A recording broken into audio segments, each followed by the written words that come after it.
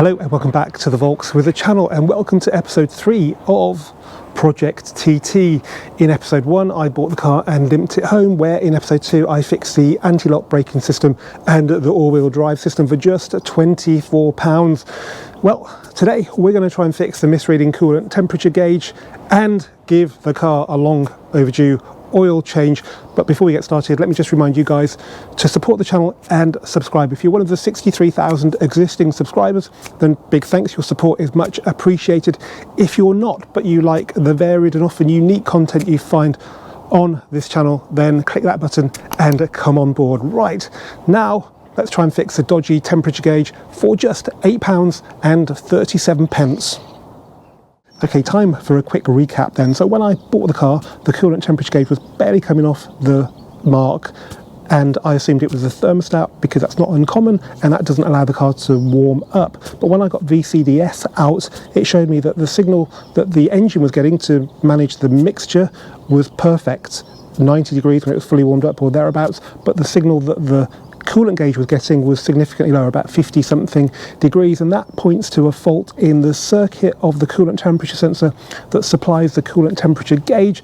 So we're going to replace that. I bought a Febby Bilstein part for £8.37, and keep our fingers crossed that's going to do the trick.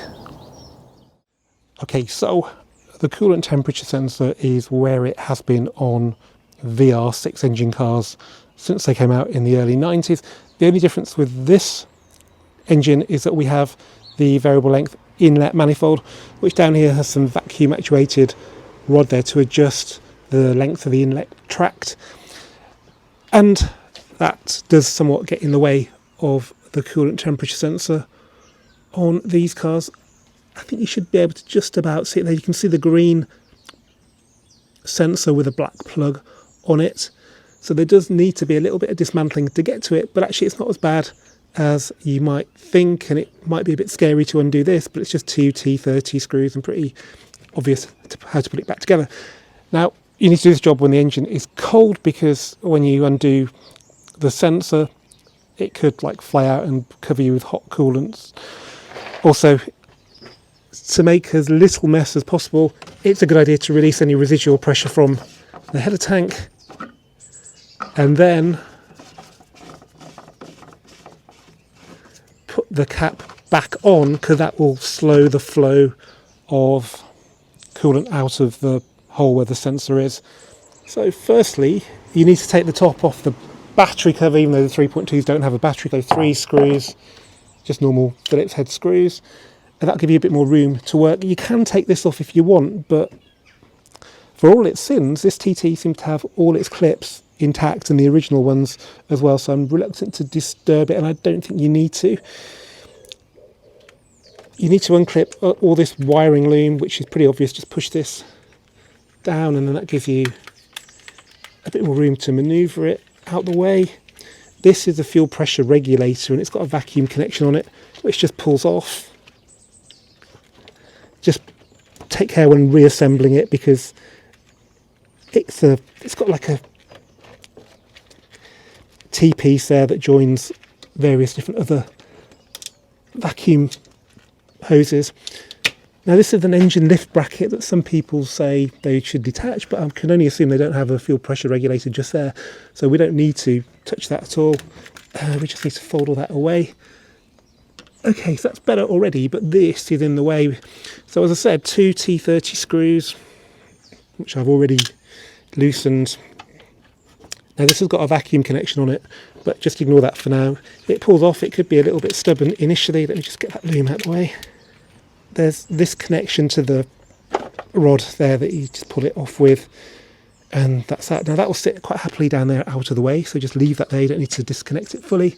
And there is the coolant temperature sensor. Now, some people take the sensor out, the green bit you can see there from the thermostat flange, with the plug on it, but I'd rather not do that, because the clip is so stubborn. It's much easier to undo it when it's been held on the flange. But if you find it easier to do it another way, or you find this too difficult to get it off and you don't want to break it, then if you've got a helper especially, it might be better just to pull it off complete. Okay, so that's the plug off now, and you can see the green sensor. It's a good time to look at what you're going to fit. So this is the Febby Bilstein part. I think it was about £10 off Amazon, and it comes with a new clip and a new O-ring just there. So this is the clip that holds the sensor into the flange. So you just need to pop this upwards to release the sensor. It might be a little bit stubborn even with the clip out because it's been in for such a long time. So you can see the green and you can see the U-shape. Hopefully if it's getting focus, the U-shaped clip just there. And what we're going to do is stick this under the clip and pop it up.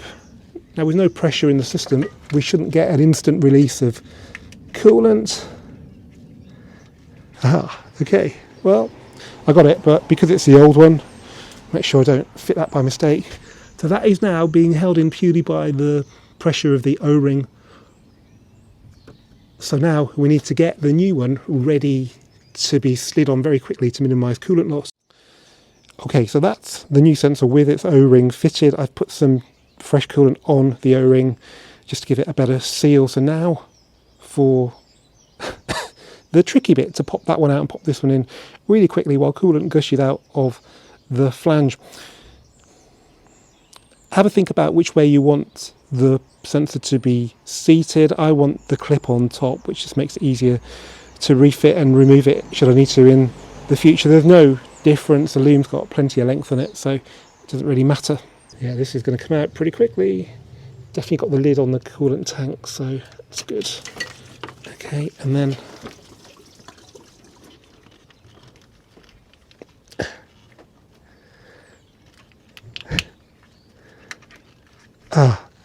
just check the O-rings come out with the old one, which, guess what, it hasn't. So pop that out again, get your finger in there, and that's gone somewhere on the undertray, but that's fine. Okay, so that's in position. I did lose a bit of coolant, but I've got a tray underneath the car to catch it.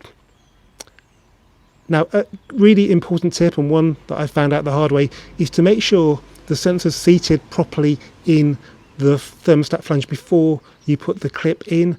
Okay, so this is quite clearly the trickiest part of the job, trying to get this clip onto the thermostat housing when you've got this engine lift bracket in the way. Now, some people have talked about putting a cable tie around the clip and leaving it there because you won't be able to get it off once it's in place. I don't like the sound of that because it won't seal as well, because there is no air underneath the clip when it's in position. So instead I'm using this piece of garden twine, which I'll use to locate the clip into position. Then I should be able to unwind it and remove it completely before I push the clip into position fully. So let's see how we get on. Okay, that seems to have worked. I just need to get the clip pushed in with this screwdriver. Okay, hopefully you can see that. I've got it lined up with the sensor, pushed it in a bit with a flat blade screwdriver, so now I've unwound the garden twine. And I just need to gently pull it out, snagging a bit. There we go.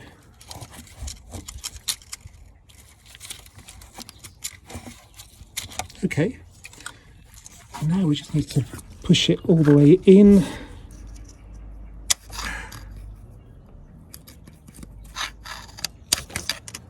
Wow, there we go, guys. Garden twine to the rescue. Okay, so that area is now all back together. Just make sure this vacuum connection on the T-piece is secure, and top up the coolant. So I've topped it up to, I think, somewhere just over the max mark, because once it's warmed up and cooled down, the level should drop. So I will check it again, but that should be okay for now. Before we go for a test drive to see if it's actually worked, this is the old sensor. Now, I can't remember when they changed from black to green, but this is an 05 car, so it's possible this could be the original. It's definitely a genuine part. It's got the part number on there. So yeah, this could be 20 years old. I can't see a date mark on there, unfortunately, but whatever. It's definitely going to be better than it was before with this new Febby part. So yeah, let's go for a test drive, see if we fixed it, and that will also warm the oil up, ready for this car's long overdue oil change.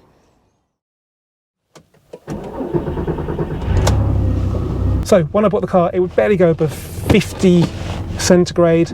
I'm hoping this will be a little bit warmer today. I mean, it was warm anyway because it was actually warming up, the engine was and the cabin was, but the gauge was misreading.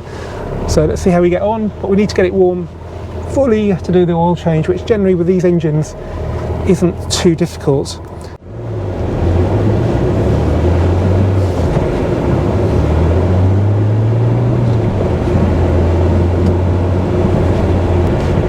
Every time I get in this car, I know it's not perfect, but there's just something so right about it. I think it's that sort of subtle bellow of the VR6 engine just begging you to open it up a bit.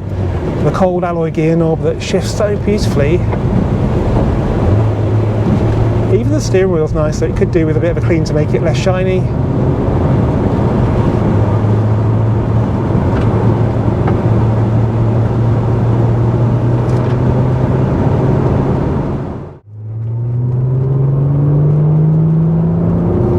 It seems to be stuck at about 70 and a bit now, which is a bit strange because they tend to, once they start get going, they keep on going to 90.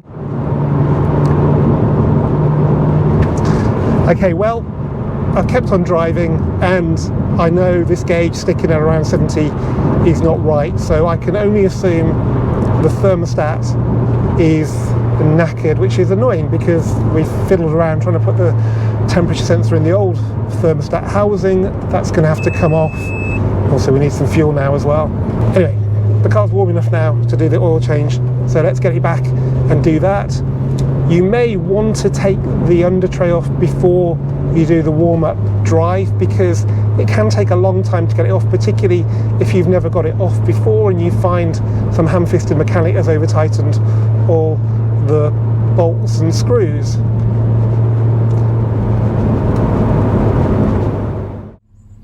Okay, car's been back on my drive, about 5 minutes idling to get the temperature up. In typical thermostat style, if you turn the heater off and let it idle, it soon gets up to temperature because there isn't any cooling air getting to the radiator, so that looks perfectly healthy. But we know when it's stuck around 70, it's just not warmed up enough. There'll be a bit of choke, it's just not good for the car. So definitely need to do the stat, but we'll worry about that later. What we need to do now is get the oil out while it's nice and warm, particularly as it's been in there a long time. So we want a nice thorough drain.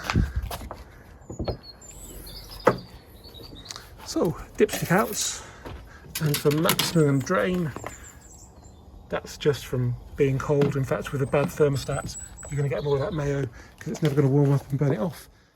Okay, so the car's securely suspended with an axle stand under the rear sort of wishbone bush, and I can now have a good look at the under tray. I always remember, whether it's Mark II or Mark I TTs, it's much harder to get the trays off than it is on a Golf. I think the R32 doesn't really have a full tray, maybe. Whatever, this looks a lot more complicated. I can't really get a feel for what's what. There seems to be a piece here that's separate to this. So this plastic, this is metal, and then there's a join all the way down there. I mean, this is the gearbox here, so we don't really need to remove this bit of the tray. It's there where the cool knacker duct is, just like the side of a Lamborghini Countach. Let's get it off and get the oil out of this neglected TT.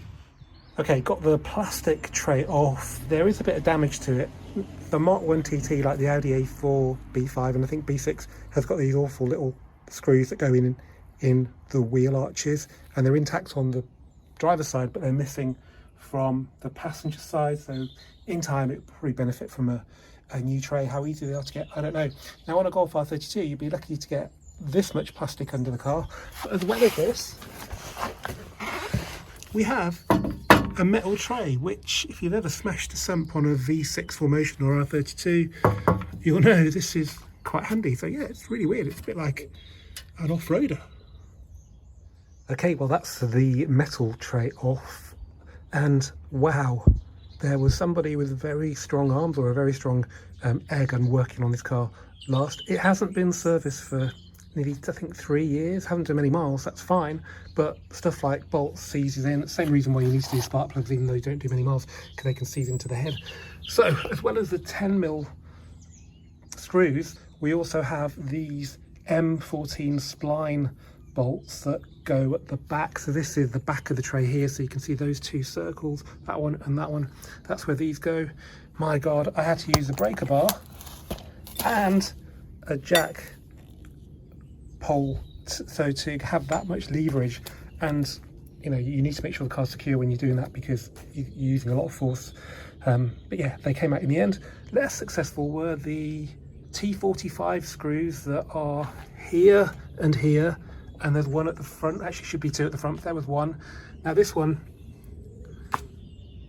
I thought I'd be able to pivot the tray and do the oil change with it still attached, but when I started to pivot it, it started to move. So I was thinking, great, this could be coming off, but then I realized I was pivoting it the wrong way, and anyway, it just sheared off, which isn't the end of the world because you've got this big bugger of a spline bolt holding that tray on there anyway. So it's off, and now time to change the oil.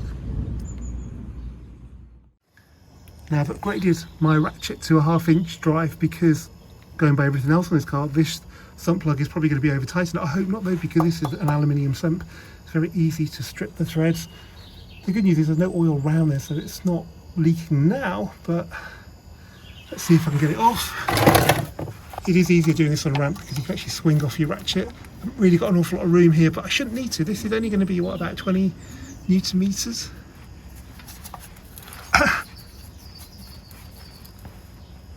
No way. No way. Okay, jack handle is now on the ratchet to give me a little bit more leverage. I can use a breaker bar, but they're a little bit clumsy down here.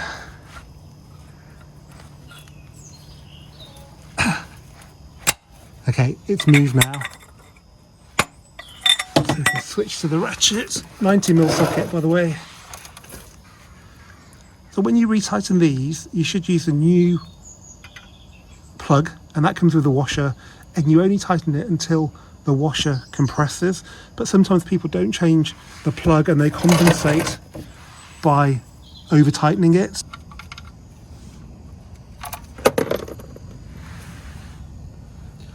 Okay, there she blows. Looks pretty black, which is, well, to be expected because of the time, but not necessarily the mileage, so I'm sure it's fine. Let's now have a look at the filter and the oil and actually the sump plug that we're going to replace.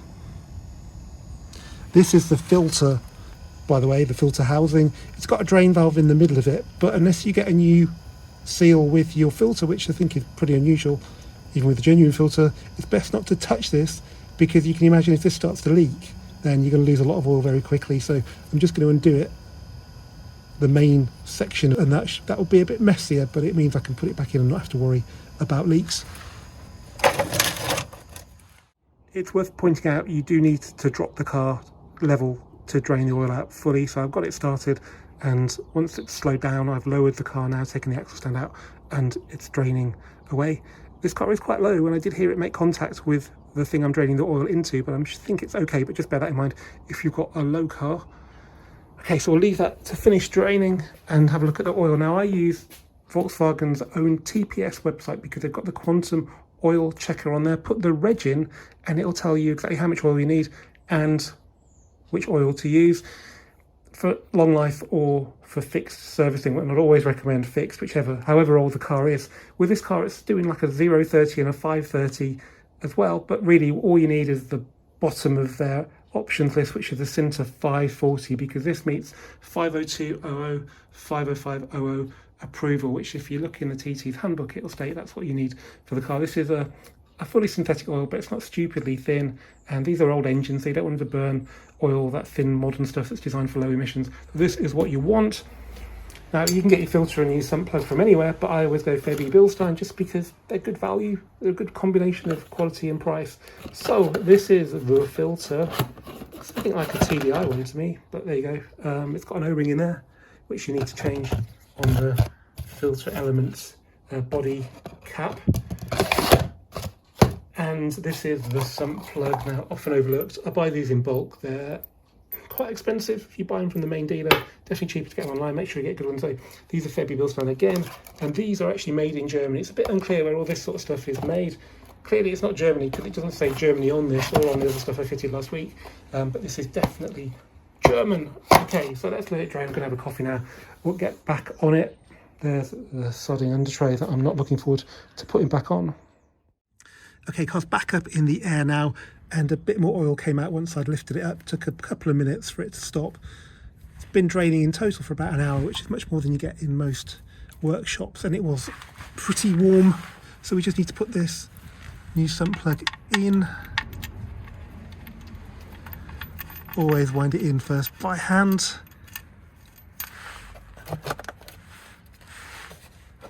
You can actually see the sump has made contact with the oil receptacle, but it hasn't damaged it. So that should be about 5.5 litres in there. I had checked the oil level and it was spot on, so that should be a lot of oil. Okay, just get that out of the way.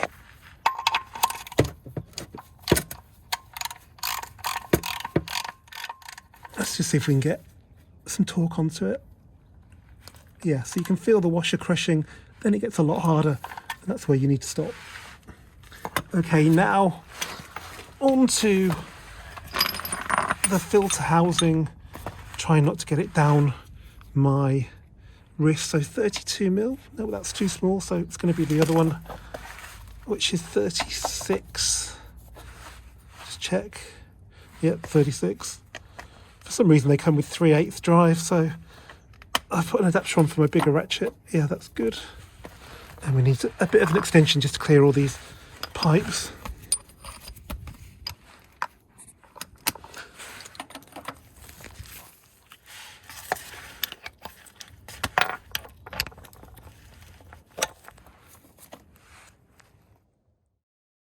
Okay, I've undone the cap on the oil filter element housing, and that's draining now. You just have to be careful that A, it doesn't sort of go where you're not catching it, and also B, that it doesn't go down your arm, because there's not much worse than having oil down your arm.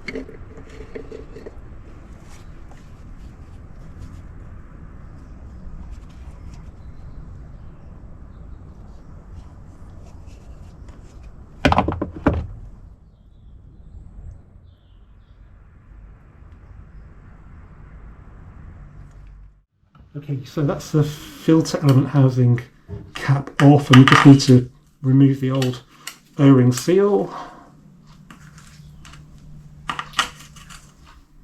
and fit the new one, which is in the bottom of the box. Always lubricate it with some oil, old or new, and just make sure that's carefully refitted so it's not sitting in one of the threads for the cap. Like so.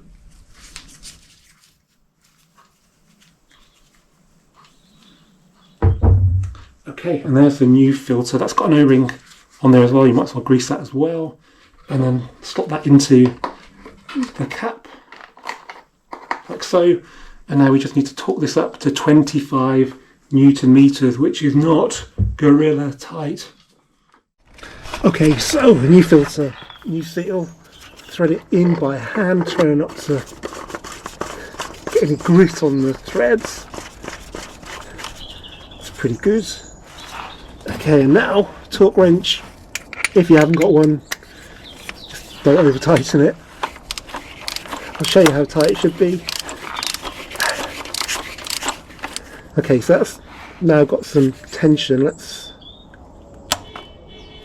Yeah, right, let's give everything a bit of a wipe.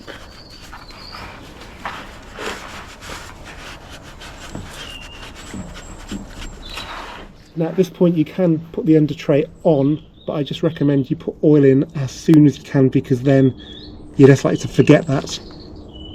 Okay, so I've got 4 litres in here. It needs 5.5, but I felt if I topped it up to 5 it'd be harder to pour it in without spilling, and also it's really hard to measure half a litre down here because there actually isn't a mark. So if I put 1.5 in next, I should be very accurate.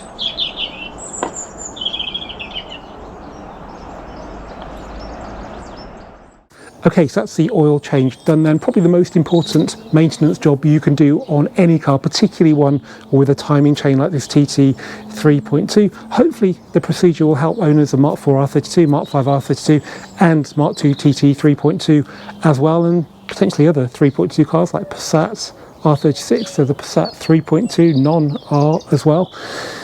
The only difference being the under tray, but I don't think any of the other cars will have one that's as fiddly and frustrating as this one, which I'll look forward to putting on off camera because there's going to be a lot of swearing involved, I'm pretty sure. Also, we've done the coolant temperature sensor, which was definitely faulty, but that's revealed a problem with the thermostat, which is going to be quite a bit more involved than doing the sensor because it's bolted to the side of the cylinder head. Access isn't brilliant. There's quite a few connections to the housing it's in, and that housing's made up of a number of parts, and you need seals wherever they join the engine or join themselves. Also, in the future we're going to do the door lock mechanism because that's defective on the driver's side. We're going to do the suspension, and once I've done all the major mechanical work, I'm sure I'll not have finished it all by this point, but we're going to get onto the paintwork, which on the other side, this side's pretty much perfect, it's going to involve painting the whole side, and it should be there or thereabouts complete at that point. Maybe we'll go on a nice road trip somewhere in it because it is such a lovely car to drive. Anyway guys, thanks for watching this Volks with the video. Keep subscribing, keep commenting, and I'll see you for the next one very soon.